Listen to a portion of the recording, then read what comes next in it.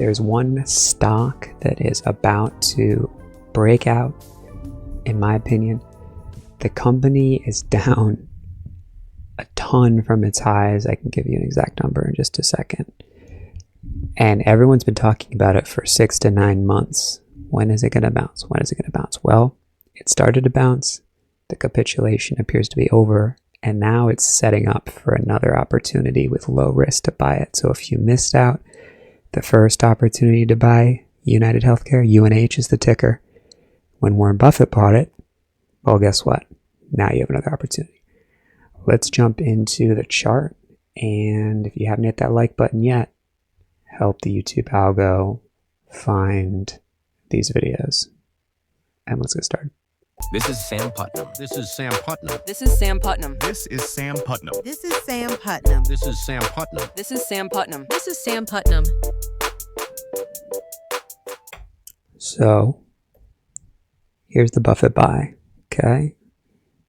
5 million shares might not sound like a lot, but it's over $1 billion position. And he had previously sold this United Healthcare in 2010. So he's coming back in, looking for that gold when everyone else is selling. Buffett buys. So his buy was down here, and when that info came, well, actually, he could have bought back here. We don't exactly know when his buy was because it got disclosed at the end of maybe the quarter. I mean, that doesn't totally make sense because the end of the quarter is now. So this is when his buy was anyway, and the stock definitely went up. People got all excited that Buffett bought UNH. Of course, hasn't really done much until now when we're finally seeing the type of buying and selling that makes someone excited again, which is sort of price agreement, like, oh, it's definitely supposed to be higher. Everyone wants it. Oh, we don't want it that much. Oh, but we do want it. No, we don't quite want it that much. Oh, but we want it. So this is how much people want it. And then this is going to start moving. So at some point, buyers step in. Everyone's just going to decide, okay, this is actually not the range that is an accurate price for this stock. It's actually worth a lot more. And of course, it was worth a lot more until this gnarly sort of Medicare dispute situation. So let's jump into a little bit about that. It's not fun to talk about, but it's pretty important. This was bad. Okay, rising medical costs that outpaced revenue. So basically everything that people say is wrong with the medical system. United Healthcare started to,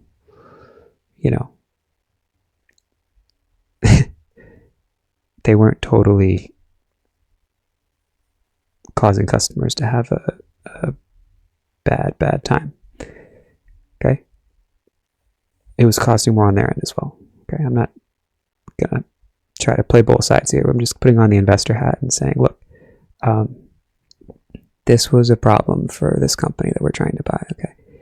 Potential Medicare fraud, the F word.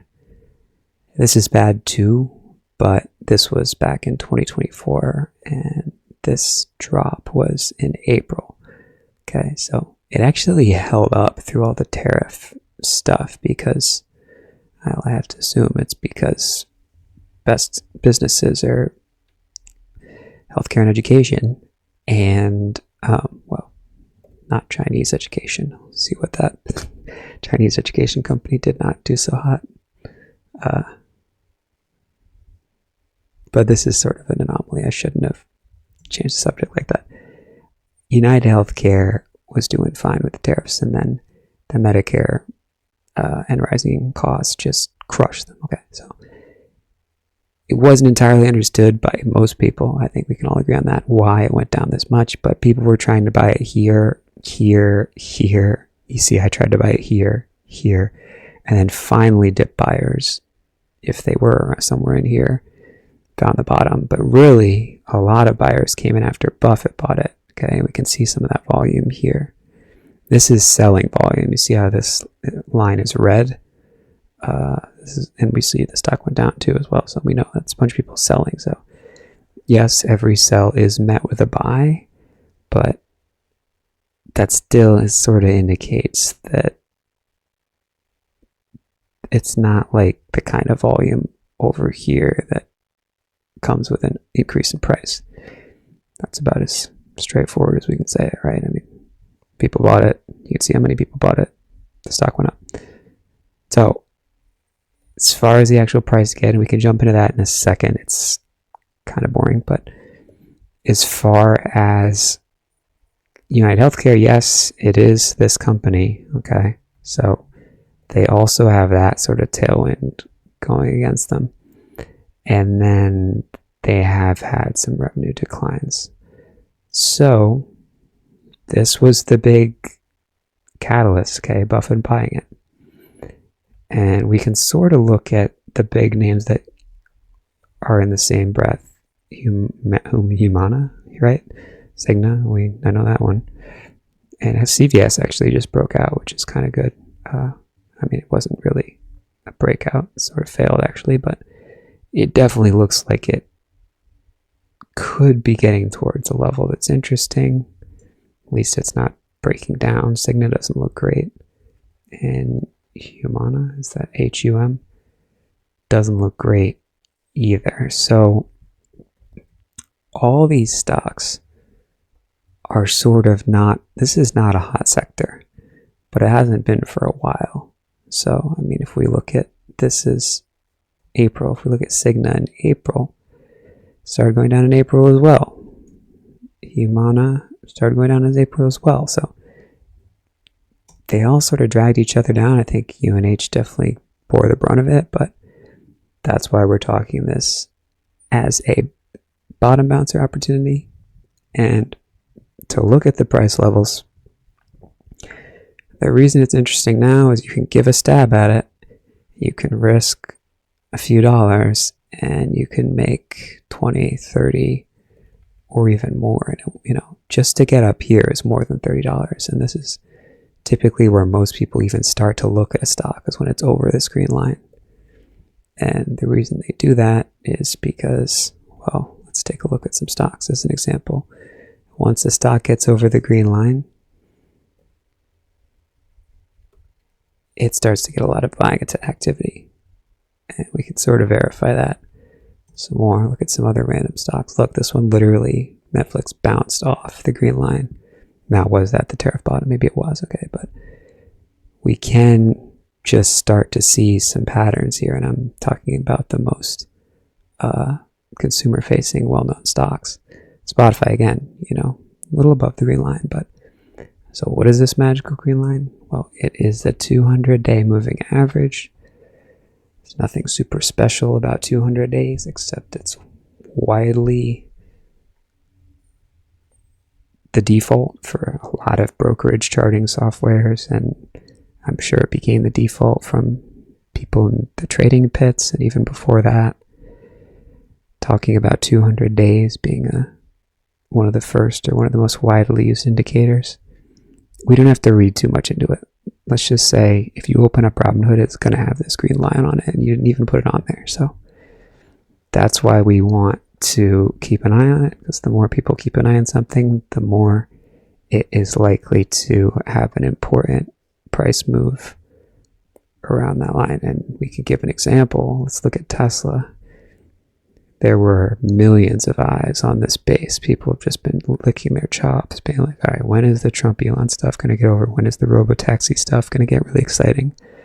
When is FST going to be so exciting that people are just gushing about it? And bam, that's what we're talking about. You can risk a few dollars, well, maybe $5, and you're immediately up 50 in 2 days. That's kind of what we're looking at here. We have a tiny version of that here, but that is the idea.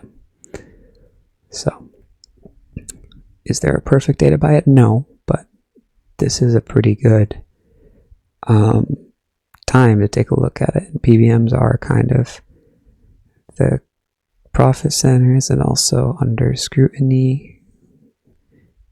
Even a Republican administration, particularly Trump, who's obviously a bit of a wild card, he's not stoked on these things. The public is not stoked on them either. I think private equity likes them. I think as investors in UNH, maybe we're sort of on the private equity side. I don't know. But we do have to keep an eye on that. And if all these Americans lose coverage, this company could lose quite a bit of money. I don't know exactly how likely that totally is, or whether this is sort of fanfare, sort of showmanship or whatever. I mean, the government always has shut down, and then they miraculously don't shut down, right? So that's not really super worrisome. And then if the CEO did buy, this is the CFO, but the CEO did buy 25,000 shares sometime back in here. So I believe below the current price. I'm pretty sure of that. So that's the buy. Those are the times to get in. I'm not going to go out on like a 20-year chart. I'm not even going to look at these 5 years ago levels, because that's just, it's getting super unlikely that people will be looking 5 years ago. They could be. I could be wrong, but I think the way to go is basically just to say, look, there's a flag forming. It broke out above here. Now we're getting up to this green line, which coincides with 375. So all you can really do say is this an example of what's to come? Is it about to do the same thing? It's bouncing off this red line, which is a 20-day moving average, and you can get in, risk a few dollars, make 20-30. That's the idea. If moving averages seem like they're totally a new concept to you, you can ask questions about that. You can ask questions about any stock ideas. Head over to stockscommunity.com. You can try it out for $25 for 7 days. Give it a shot. And the best stock idea will be in there each day. It's not a day trading room, so there's not just going to be flying ideas of, hey, I just saw this piece of news. Hey, this stock already went up. For example, today, Lithium America went up, but that's not helpful to you to know that it went up and that the government took a stake in it. What we try to do is find stocks before they go up. So it's not exciting, but we do try to follow that mission. And if you like these videos, go ahead and hit that subscribe button. And if I continue to be able to speak, then you'll learn something from them. See you in the next one. This is Sam Putnam. This is Sam Putnam. This is Sam Putnam. This is Sam Putnam. This is Sam Putnam. This is Sam Putnam. This is Sam Putnam. This is Sam Putnam.